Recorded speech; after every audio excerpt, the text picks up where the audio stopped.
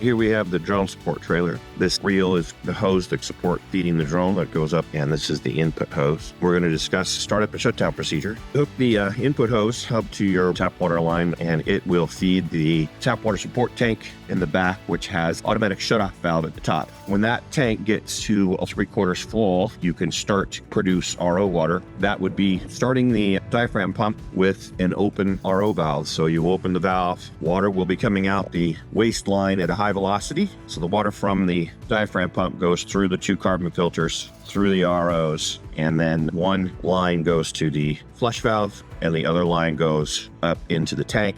We've been flushing for a minute or two, and then we go into production by turning on the valve into closed position. The system is set to about 125 PSI to get the 5 gallon a minute production this 2 membranes are capable of. Once you're running and the tank is being filled, the water from the tap and the buffer tank should stay ahead of the P40. Once you're finished and you no longer need the water, reverse your procedure, open up the flush valve. That will bypass the water from going into the tank, then come over and turn off the input water. You'll want to look at draining your RO water tank as well with the flush valve, the drain valve that's on the other side. Once you're satisfied with your water level, you can turn off the diaphragm pump, pack up, and you're ready to go. Pro tool, the drone support trailer. J.Racenstein.